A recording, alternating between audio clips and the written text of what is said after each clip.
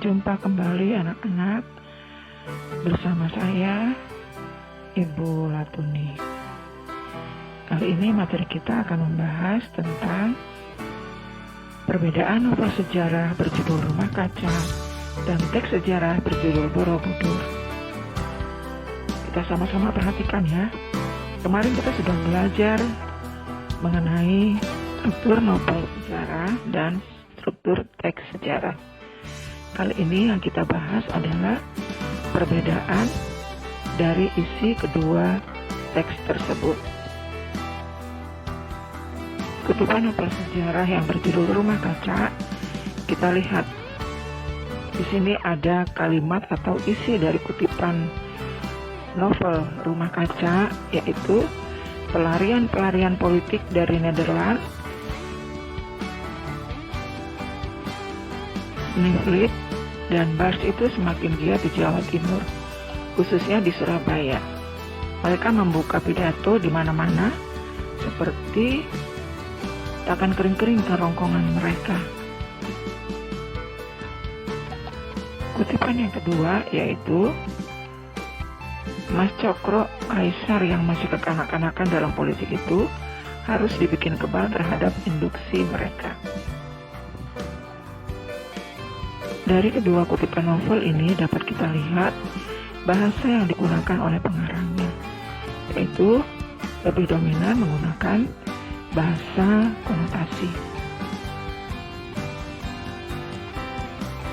Kita dapat memastikannya pada satu kalimat, mereka membuka pidato di mana-mana seperti takkan kering-kering kerongkongan mereka. Kalimat konotasi yang terlihat di sini adalah takkan kering-kering kerongkongan mereka. Itu adalah kalimat yang mempunyai makna tambahan, bukan makna yang sebenarnya. Yang kedua, Mas Cokro, kaisar yang masih kekanak-kanakan dalam politik. Bahasa konotasi yang kita temui dalam kalimat ini adalah masih kekanak-kanakan dalam politik. Itulah bahasa yang digunakan di dalam kutipan novel sejarah yang dapat kita temui. Dari kedua kutipan novel sejarah ini, kita dapat mengambil kesimpulan bahwa cerita ini adalah cerita yang bersifat rekaan, bukan fakta. Nah, sekarang kita lihat teks sejarah yang berjudul Borobudur. Candi Borobudur adalah monumen Buddha terbesar di dunia, dibangun pada masa Samaratungga dari Wangsa Sailendra pada tahun 824. Candi Borobudur dibangun 300 tahun sebelum Angkor Wat di Kamboja dan 400 tahun sebelum katedral agung di Eropa. Ini adalah gambaran fakta tentang Candi Borobudur yang dipaparkan oleh sejarawan.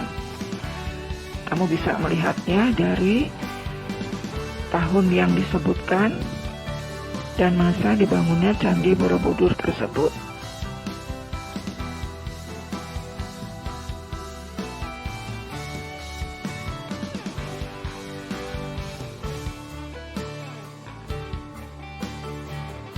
Teks yang kedua yang dapat kamu lihat dari keberadaan Candi Borobudur ini berdasarkan kutipan novel yang Anda baca, yaitu Candi Borobudur memiliki luas 123 kali 123 meter persegi dengan 504 patung Buddha, 72 stupa terawang, dan 1 stupa induk.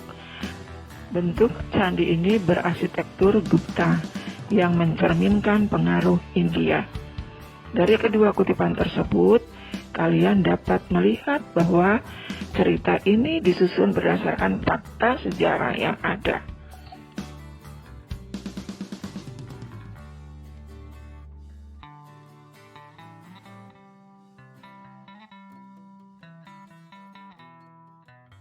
Sekarang kita dapat mengambil kesimpulan bahwa dari kedua kutipan teks sejarah tersebut dapat dilihat, satu, bahasa yang digunakan mengandung makna denotasi atau makna yang sesungguhnya atau sebenarnya. Yang kedua, terdapat peristiwa sejarah yang benar-benar terjadi. Dan yang ketiga, adanya data yang akurat secara detail tentang Candi Borobudur. Itulah perbedaan dari teks novel sejarah dan teks sejarah yang harus kita ketahui.